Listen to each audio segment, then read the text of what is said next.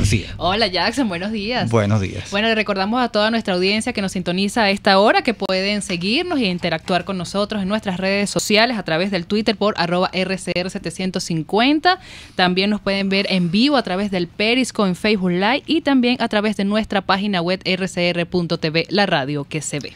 Así es, Marilia, hoy vamos a tratar un tema bien importante, sobre todo para las personas que están saliendo del país. Exacto. Porque se les solicita una vacuna, la vacuna de la fiebre amarilla. De la cual nombran mucho, pero no saben de qué. Exactamente, entre los cuales yo me sumo, no sabía que era la fiebre amarilla. Exacto. Y la idea de este programa es precisamente averiguar de qué se trata esta fiebre, cuáles son sus complicaciones, cómo nos puede afectar, cuáles son los síntomas. Esta fiebre también es conocida como la enfermedad del vómito negro o plaga americana. Nombres como muy fuertes, María, ¿no? Exacto, para saber, y además los países de alto riesgo que lo tienen, ¿no? Claro, estamos tratando de contactar a la doctora María Eugenia Landaeta, médico infectólogo y jefe del servicio de infectología del Hospital Universitario de Caracas. Con ella tenemos planificada la entrevista, vuelvo y repito, para que nos dé los datos de todas estas medidas de prevención, porque en este momento, creo que en Brasil, Marilia, hay un repunte de esta enfermedad. También se confirmó el primer caso sospechoso de fiebre amarilla en Chile, o sea, países donde los venezolanos están emigrando en estos momentos. Exactamente. Y no sé si el punto Venezuela como generador de esta enfermedad también cobra importancia, dado que un país vecino como Brasil, las cercanías, las condiciones atmosféricas, las condiciones son muy similares a la de nuestro país. Entonces habría que ver si esas condiciones, el clima trópico, el hecho de ir a un país, una zona tropical, la selva genera este tipo, hace exclusivo que países como el de nosotros sean exportadores, lamentablemente, de este tipo de fiebre. Ya me dicen que tenemos en línea a la doctora María Eugenia Landaeta. Bienvenida, doctora. Muchas gracias por su invitación. Claro, teníamos problemas ahí para la comunicación. Ya hicimos Maril y yo, nuestra compañera, hicimos un preámbulo, una introducción de más o menos de qué se trata la fiebre amarilla. No sin especificar qué es la fiebre amarilla, porque para eso está usted, y ya de una vez le pregunto, ¿qué es la fiebre amarilla? La fiebre amarilla es una infección transmitida por el mismo mosquito del dengue, zika, chikungunya, que es el Aedes aegypti. Es una enfermedad que prácticamente ha estado confinada a las áreas selváticas de Sudamérica y Centroamérica. En este momento hay un brote bastante importante en Brasil, pero hasta ahora no ha llegado a Venezuela, afortunadamente. Pero ¿por qué ese brote en Brasil se origina? ¿Por qué se origina en Brasil? Y también otra cosa, no tanto porque se origina, sino porque se está dando ese brote. Un poco estaba comentando con Marilia, el clima de Brasil es muy parecido al de nosotros. ¿Quiere decir que nosotros estamos muy propensos también a este brote? Bueno, en teoría sí, porque nosotros tenemos las mismas condiciones, tanto climáticas como de vegetación, como tenemos también los mosquitos, y también tenemos los reservorios que son los monos araguatos o monos aulladores, que son los, digamos, centinelas de la enfermedad. Cuando los monos araguatos se empiezan a morir y empiezan a detectar que están muriendo los monos, entonces hay que investigarlos para ver si es un brote de fiebre amarilla selvática. Pero por alguna razón que no está todavía bien determinada, en Brasil empezaron a transmitir la enfermedad a los humanos también. Y ya hay un brote bastante extenso de fiebre amarilla en Brasil. Eso ocurre más o menos cíclicamente cada cierto número de años. Sin embargo, este ha sido uno de los brotes más grandes que se ha descrito. Y sin embargo, está prácticamente confinado. Si hay dos personas que fueron de Chile a Brasil y cuando llegaron otra vez a Chile tenían la enfermedad, pero hasta ahora esos son los dos únicos casos que son, digamos, importados, de que yo sepa, que han salido de Brasil. De resto, ha estado prácticamente allí confinado, está, digamos, en varios estados de ese país, pero hasta ahora, que yo tenga conocimiento, no se ha visto ningún caso en Venezuela. Así es, bueno, siguiendo el tema de lo que es la enfermedad, lo que queremos dar a conocer hoy en nuestro programa. Doctora, ¿cuántos días dura el periodo de incubación del virus de esta enfermedad? Más o menos entre 3 días a 2 semanas, pero lo más frecuente es que sea de 3 a 6 días. 3 a 6 días. ¿Y los síntomas de esa enfermedad cuáles son? Fíjate, como todas las enfermedades virales, hay casos leves, hay casos moderados y hay casos graves. Afortunadamente los casos graves son los menos, aproximadamente de un 10 a 15%, pero en los casos leves lo que se produce es fiebre, malestar, dolor de cabeza, vómitos, y es difícil distinguirlo de otras enfermedades producidas por virus, digamos, transmitidos por mosquitos, como dengue, etcétera, salvo que haya un brote. En el momento del brote sí se sospecha que hay la enfermedad y se hace el diagnóstico. Pero ¿cómo sabe? Esto ocurre en la mayoría de los casos. Hay un pequeño número de casos, que sería más o menos el 15%, que son los que se ponen graves, y entonces empiezan a tener sangrado. Por eso es que se llama la enfermedad del vómito negro, porque las personas empiezan a vomitar la sangre que sale por la vía digestiva, se ponen amarillos, que se llama ictericia, por afectación del hígado. Que de ahí viene el nombre. Que de ahí viene el nombre de fiebre amarilla, y también tiene afectación de los riñones, y las personas pueden tener una insuficiencia renal bastante severa. Muchos de estos, la mitad de los pacientes que tienen la forma grave fallecen. O sea, que se puede tratar a tiempo si la persona va con los primeros síntomas que nos mencionó, va al médico. Eso es correcto. Si uno, porque el tratamiento hoy en día es un tratamiento de soporte, no es un tratamiento específico para el virus, pero sí terapia intensiva, diálisis renal, la parte de la hidratación, que es muy importante, el control del sangrado, las transfusiones de sangre, esas son cosas que controlan los síntomas en los pacientes hasta que ya pasa la enfermedad. Debe estar aislado, ¿no? Bueno, fíjate, lo que pasa es que la transmisión no es por contacto directo, es por mosquitos. Entonces, más bien convendría ponerle un mosquitero, pues, de manera de que no transmita la enfermedad a otras personas. Pero, en general, la única forma que se ha encontrado de la transmisión es por mosquitos. Sí, a ese punto iba también, es el contagio. Muchos mitos sobre esta transmisión de esta enfermedad, ¿no? Sí, es correcto, porque es que esas son enfermedades transmitidas por mosquitos. Esas no se transmiten, por ejemplo, si tú agarras la sangre del paciente o si tú agarras el paciente con tus manos, etcétera, no se transmite la enfermedad. La enfermedad se transmite por la picadura del mosquito. Y en cuanto al tratamiento, llegamos pero antes de llegar al tratamiento, Marilia, quiero quedarme en lo que dijo la doctora. ¿Cómo diferencia? O sea, porque los primeros síntomas son de una gripe normal. Exacto. Ajá. Y si cuando llego al sangrado, eso no es muy delicado. O sea, ¿cómo sé yo que...? Cuando llegas a la etapa del sangrado ya es una enfermedad grave. Grave en el sentido de que amerita terapia intensiva, transfusiones, una hidratación especial, muchas veces diálisis renal, o sea, ya se convierte en grave. Afortunadamente, solamente el 15% de los pacientes se ponen graves. La mayoría de los pacientes tienen enfermedad leve a moderada y se cura más o menos en una semana y ya no pasa más nada y no quedan secuelas. Pero en esos pacientes que son más graves, los síntomas pudieran, por ejemplo, la persona tener fiebre y malestar durante los 3 primeros días, mejorarse, y después es que pasa a la segunda etapa de ictericia y sangrado, que son signos de alarma muy importantes para que las personas sean hospitalizadas y vayan a terapia intensiva. Entonces, lo que yo quiero que rescatemos aquí es, creo que lo importante es ¿cuándo debo yo acudir a la consulta del médico? ¿A cuántos días? ¿2 días, 3 días máximo? Sí, claro, porque un día con fiebre puede hacer cualquier cosa. Ya a partir del segundo o tercer día es cuando se empiezan a diferenciar más los otros síntomas distintos a la fiebre. Entonces allí la persona va a tener dolor de cabeza, va a tener dolor muscular. Dicen que el dolor de espalda es bastante intenso y mucha debilidad, se deshidrata. Y ya en ese momento tiene que ir al médico.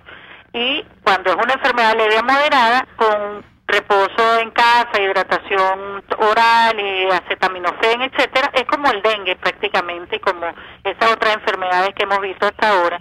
Eso el paciente debería mejorar. Lo malo es que no sabemos quiénes son los pacientes que se pueden complicar hasta el momento que se complican. Entonces ahí tiene que haber una vigilancia del médico, o sea, si las personas viven en un sitio donde hay un brote de fiebre amarilla y empiezan a tener síntomas, entonces tienen que ir rápidamente al médico, porque eso amerita una vigilancia, y esa vigilancia es lo que va a determinar el momento en que ese paciente tiene que ser hospitalizado y cuál es el tratamiento que va a recibir. Así es. Bueno, amigos, estamos hablando con la doctora María Eugenia Landaeta, médico infectólogo y jefe del Servicio de Infectología del Hospital Universitario de Caracas, sobre la fiebre amarilla. Doctora, una persona tratada con fiebre amarilla, o sea, que haya superado esta enfermedad, ¿puede tener complicaciones de salud más adelante en otra parte del cuerpo, otro organismo?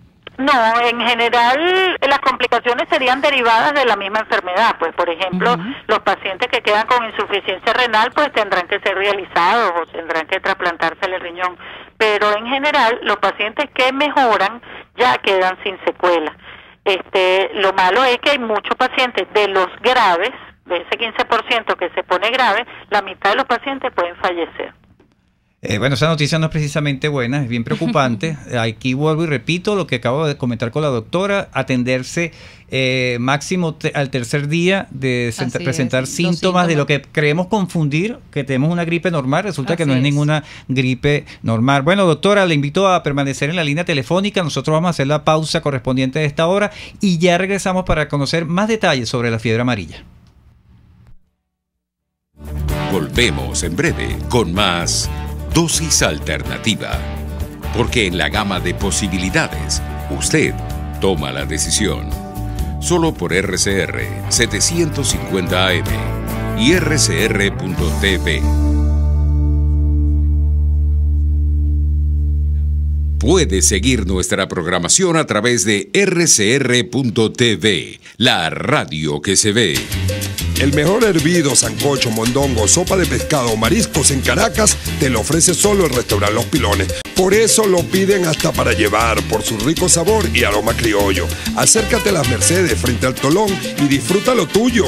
Restaurante Los Pilones, auténtico sabor criollo. En Venegroup somos la solución en envíos aéreos y marítimos, destinos, Estados Unidos, Venezuela y Panamá, con la mejor calidad y en tiempo récord, de manera fácil y segura, a través de comprasenvíos.com. Contáctanos 0251-710-4945 y por nuestras redes. Venegroup, aliados en compras y envíos.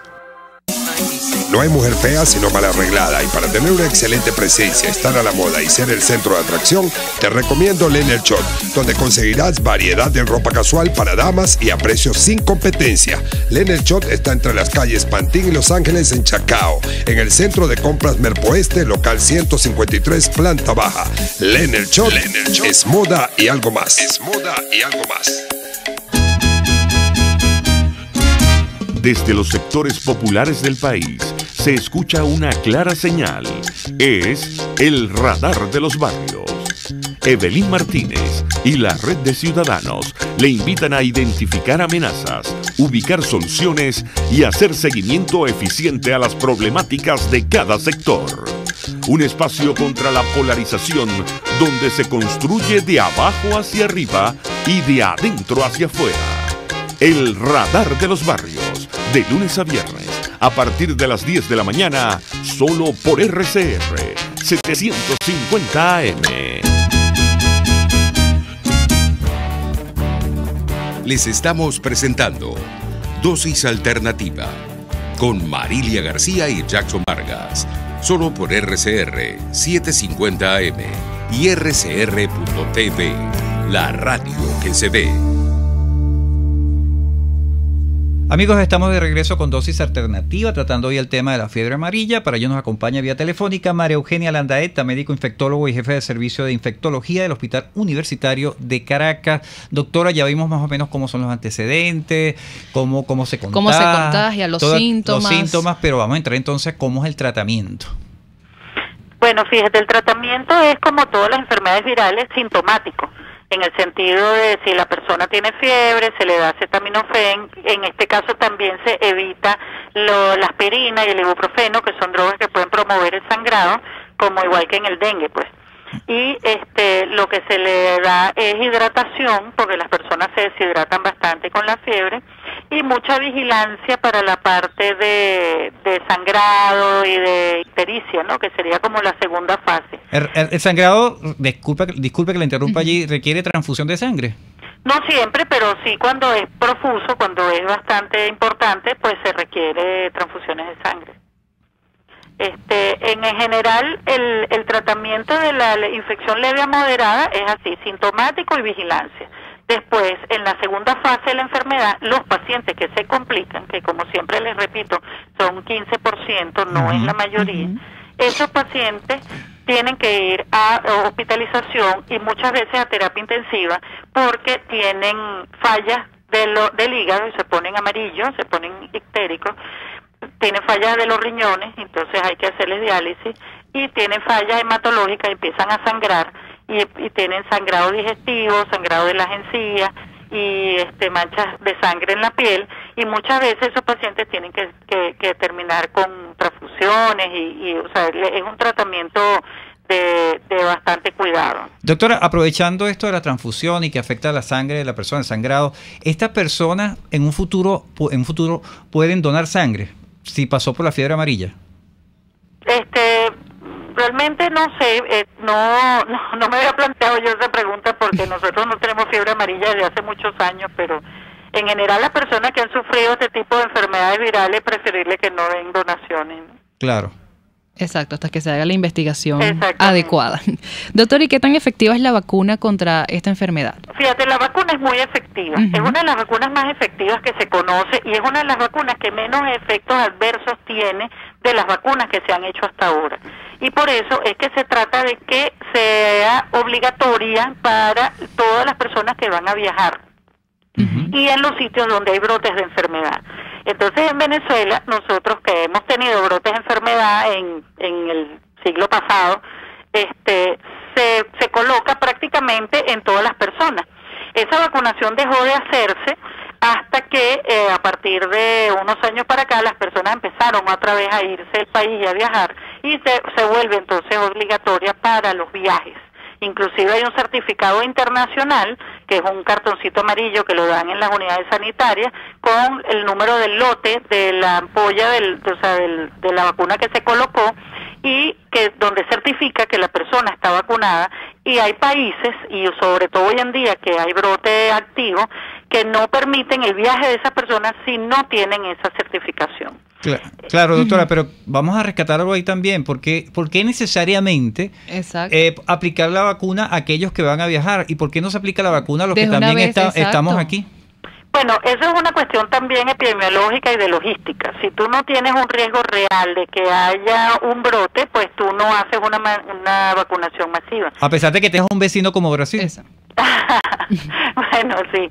En teoría, si tú tienes un vecino como Brasil que tiene bastante número de casos y tienes tanta migración hacia el arco minero y todas esas cosas, pues deberías tener una campaña de vacunación en este momento. Pero con la realidad que estamos viviendo hoy en día en nuestro país, donde no hay vacunas ni siquiera para los que están viajando, entonces ya está más complicada la situación. Yo creo que sí se deberían hacer esfuerzos para aumentar la cobertura de vacunación, no solamente de fiebre amarilla, sino de todas las enfermedades que son prevenibles por vacunas y sobre todo de las que tenemos brote en este momento, como difteria y sarampión. Porque, por ejemplo, esto no está sucediendo. Claro, pero por ejemplo, si vamos a la parte económica, que no la puedes hacer en todo el país, por lo menos hazla en las zonas fronterizas con Brasil. Es correcto, eso se debería estar haciendo en este momento. Yo creo que es una política muy importante, pero como, bueno, hoy en día las políticas de salud no son como se hacen internacionalmente, sino que dependen de quienes estén mandando en el momento, pues a veces no se aplican adecuadamente. Yo creo que hay una baja cobertura vacunal en nuestro país, yo creo que sí se deberían tratar de mejorar todo lo que es el aspecto de vacunaciones y sobre todo de esas enfermedades que se encuentran ahorita en brote como difteria, sarampión y por supuesto fiebre amarilla, y que son vacunas que son muy eficaces, que tienen pocos efectos adversos y que se pueden colocar en forma masiva, y que eso nos evitaría toda la cantidad de problemas sanitarios que tenemos en este momento, y sobre todo con la escasez de medicamentos que estamos viviendo. Así es, doctora. ¿Y desde qué edad se debe aplicar esta vacuna y quiénes se la deben aplicar? Bueno, en general se aplica después del año de edad. En los niños menores de 9 meses no, porque ellos no tienen suficiente inmunidad, su inmunidad está todavía muy inmadura y entonces no crean suficientes anticuerpos y la vacuna puede no ser muy efectiva. Pero a partir del año de edad, pues a todas las personas. Las personas que son muy inmunosuprimidas, que tienen enfermedades inmunosupresoras como VIH, cáncer y algunas enfermedades inmunológicas donde se da tratamiento que sirve para bajar la inmunidad de las personas, tienen que tener un control estricto médico antes de colocarse esa vacuna. Y también las personas mayores de 65 años tienen que solicitar primero una buena evaluación médica para decidir si se la colocan, pero en general al resto de la población se le debería colocar. ¿Y cuánto tiempo dura la efectividad de esta vacuna, doctora? Bueno, fíjate, al principio se decía que se debería poner refuerzo cada 10 años. Sin embargo, en últimas investigaciones se ha encontrado que con una sola dosis que uno se coloque es suficiente y que no tiene que colocarse ningún refuerzo. Y de hecho se prorrogaron todos los certificados internacionales a nivel mundial, inclusive porque se encontró que no era necesario colocar nuevos refuerzos, sino que la persona dura con su inmunidad para toda la vida.